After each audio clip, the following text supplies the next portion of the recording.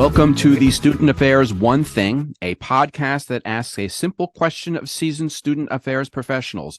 What is one thing you have learned that has helped shape your professional career? I'm your host, Stuart Brown, the developer of studentaffairs.com, one of the most accessed websites by student affairs professionals.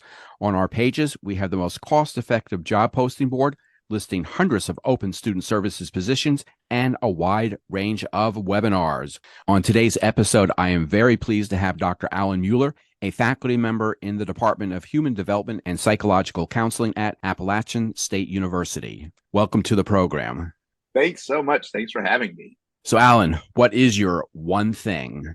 I think the one thing that I wish I had known earlier in my career is allowing students to mess up.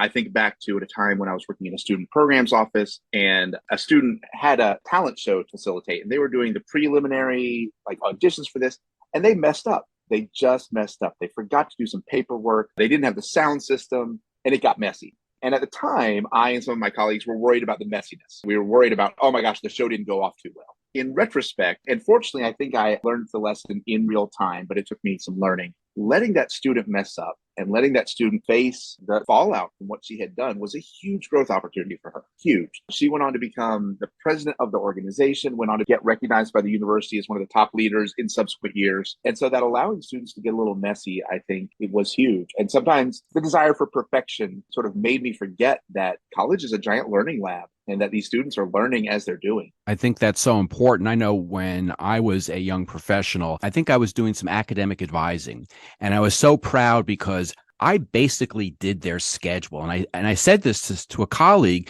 and they reprimanded me and they said, well, what did that student learn? Yeah. And I stepped back and agreed that, yeah, I did not let them mess up or go through all the trials and tribulations of figuring it out themselves. Yeah, 100%. And I think different places I've worked have had different comfort level with giving students latitude. And so the ones where I've worked where there's more latitude, even though it's messier on the front end, when I see those students over a lifetime, and this is one of the privileges of being a seasoned student affairs professional is, I have students I was advising 20 years ago who are reconnecting with me, and you get to see the growth in sort of a longitudinal way that you don't always see in the moment. And so sometimes that pays off huge. And it's hard because you don't want the students to fail, but you don't also want to disappoint, let's say, your superiors that this event bombed and you were the advisor, you're responsible, et cetera, et cetera.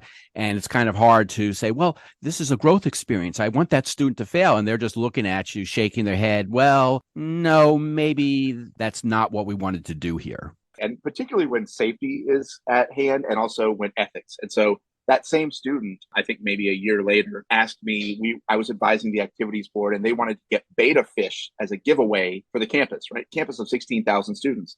And I said to the student, I said, normally I let y'all do what you're going to do. And I just advise and coach. And as long as you're not setting things on fire, I will sit back. But in this instance, I want to preserve the lives of the 500 beta fish that 6 weeks from now would be dead. And so, I said no. And now, of course, what happened was I left that institution and the next advisor was like, yeah, sure, let's get beta fish and just give them to the students. For me, there was an ethical line there where, when it comes to ethics and when it comes to safety, those are those places where, okay, the learning lab is over. We need to make a bigger decision here. But in those instances where it's a talent show or where the stakes are a little bit lower, this is a great time for students to practice because post-college, practice is over. Post-college, the consequences get steeper quickly. I think when we deal with students, that is also an important point because we want to protect them. We want to provide that safety net, but we're also providing that training for the quote unquote real world. And there are so many aspects of college where we want to protect the students, but we always have to think, well, when you get out of college, you're not necessarily going to have that safety net. And I think what you said is a good point, that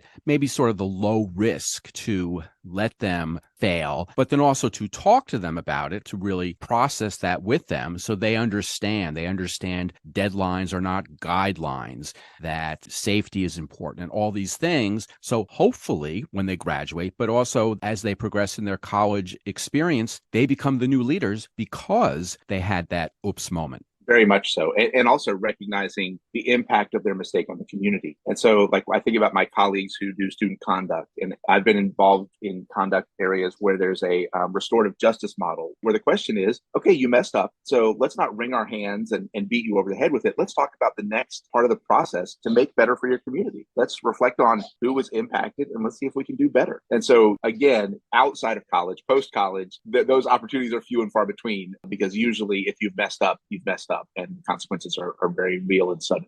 Alan, I want to thank you for sharing your one thing. This is something that is important, but like I said, it's hard because on paper, it sounds good. In a meeting, it sounds good. But when push comes to shove, there are a lot of other individuals, let's say, on campus that you have to answer to. So it is a balancing act. It definitely is. And thank you so much for your time. And as I say, the difficult part of student affairs is why we make the some bucks, not the big bucks, but the some bucks, to get in that gap and to be in that gap with those students and to make the difficult calls, sometimes for the benefit of their learning and sometimes for just safety and ethics. You have been listening to the Student Affairs One Thing, a podcast that asks a simple question of seasoned student affairs professionals. What is one thing you have learned that has helped shape your professional career?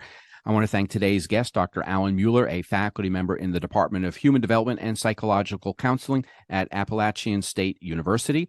I've been your host, Stuart Brown, the developer of StudentAffairs.com, one of the most accessed websites by student affairs professionals. I hope you will join us next time for another episode of the Student Affairs One Thing.